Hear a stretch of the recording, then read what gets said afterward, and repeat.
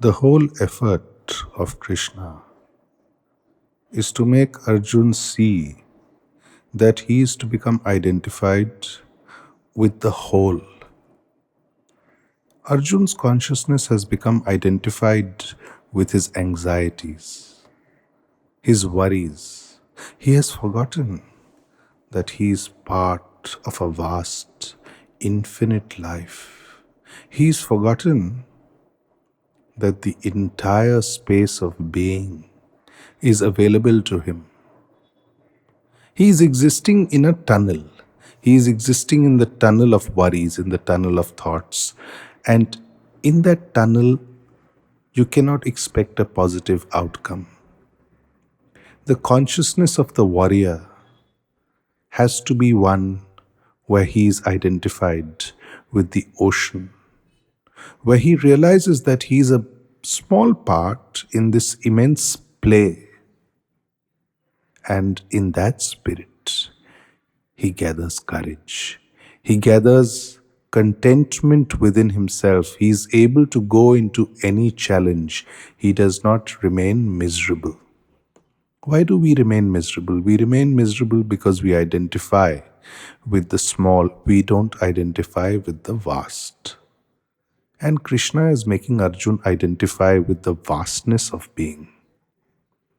He's preparing him to come out of his self-inflicted pain, his tunnel vision, and to find a meditative attitude even in battle. Even in warfare, he's saying that Arjun can fight in a meditative state, in a natural state, where his energy can go really high, where his energy can find great richness, not only within himself, but in his action within the world as a dynamic warrior, as a great warrior. And in that spirit, if Arjun fights, if he is able to pour his whole energy, mental, spiritual, physical, into what he is doing, then automatically he becomes part of the infinite. He identifies with the infinite.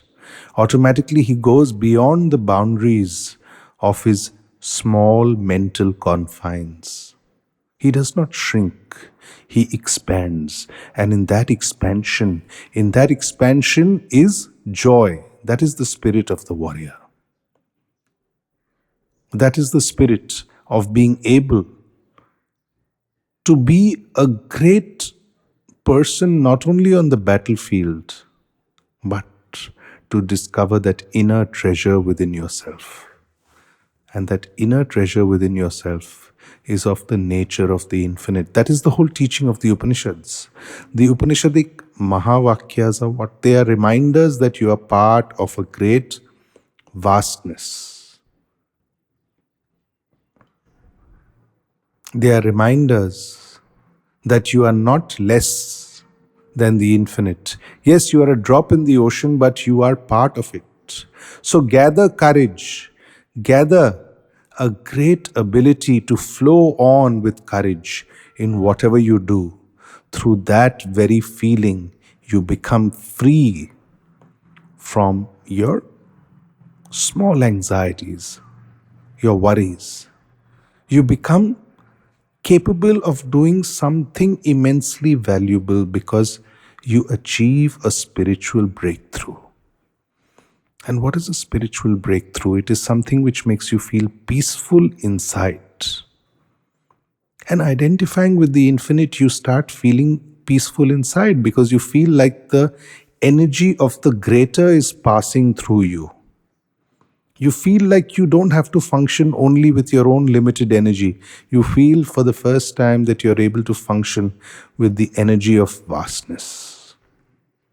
And with that feeling, all your energies find a very good channelization.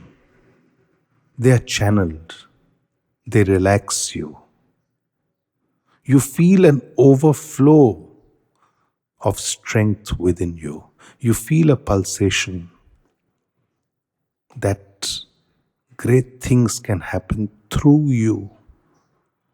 You are just an instrument for that greatness to happen. You don't need to concern yourself so much with the nitty-gritties. Just have clarity in your mind. Just have a receptivity. Just have the courage that you can transform every moment into a spiritual moment. And then you are able to experience the truly mystical state. And that is how a warrior in every field of life should be, no matter what your profession, what your calling. It's simply the eyes you look at things with, it's simply your attitude, where your innermost being is in a synthesis, where it is integrated, joined with the infinite, where it ideates with the infinite and not with smallness. Then you find that you have great inner depths, inner reservoirs of strength, inner reservoirs of power, inner reservoirs of dynamism. And that is the beginning of all bliss. That is the beginning of all fulfillment in life. Because through that attitude, you move away from feeling limited, you move away from feeling closed, and you move into an opening of the mind, an opening of your energy, an opening of your consciousness. You feel a sense of great aliveness. You feel a sense of spiritual freedom.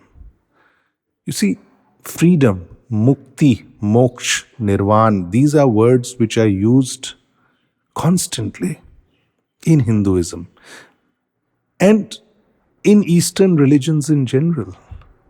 They are not about going to heaven or hell.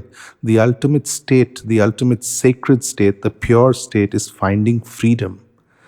Feel free to act from within. Feel free within your mind. Feel free within your heart. Ultimate freedom is the goal of Eastern religions. Ultimate freedom is the goal. It is not about attaining to some rewards in heaven. That is a very childish attitude. The whole thrust of the Upanishads, the whole thrust of the Vedas, the whole thrust of Vedanta, Tantra, Sankhya, Raja Yoga, all these paths is freedom. And through this freedom, you feel bliss, ananda. It's not very far away. If you can free yourself from the identification with the small. And by in the Gita, Arjun starts identifying with the vast because Krishna starts indicating that he is just a part of the vast. He has to trust this vastness. He has to be in a rhythm with this vastness.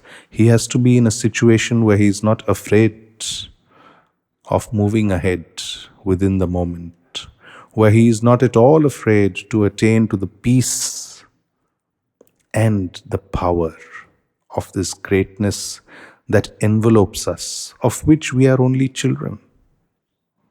And through this return to innocence, Arjuna is able to act with self-respect. He is able to risk all. He is able to find courage. He is able to move ahead with a great space of inward bliss within himself.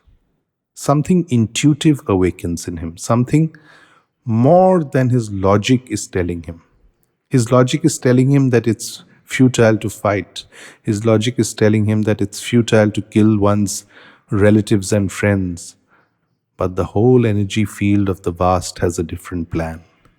The energy of the vast is inconceivable. Its will is inconceivable. All we can do is act in rhythm with it. We are not the doer.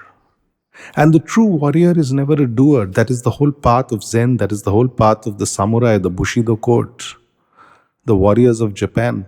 If you become a doer, it's very difficult to find ultimate courage on the battlefield. So too in the Gita. You are to move beyond the obsession with your head, your thoughts, your feelings.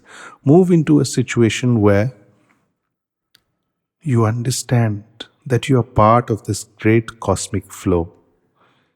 And when you do that, You become unburdened of all your worries. You come into a situation where you find a great potency of strength within you. You find that nature has endowed you with so much and that you are to make full use of it. You can be utterly yourself in this state. You can be more alive in this state. You can be in a situation where you can feel your energy coming up and not going down. You see, it's all about energy. Arjuna is in a very valley state of energy. His energy has gone. Krishna is taking him back, holding his hands and taking him to the peak of energy. But that peak of energy is not an excited energy, it is a calm energy. It is an energy where you're reconciled with the wholeness of being. And when that happens, you reach a great crescendo, reach a great summit of yourself. You are able to leave behind all the baggage of conditioning in the valley. And only when you leave the baggage behind are you able to go higher and higher. It's like climbing a mountain. You have to leave your baggage behind in order to reach the peak. Otherwise, how will you reach the peak? You'll be so burdened that you'll simply not be able to walk. And that is Arjuna's state of being. He is not able to walk. He is not able to stand. Krishna tells him, get up and fight.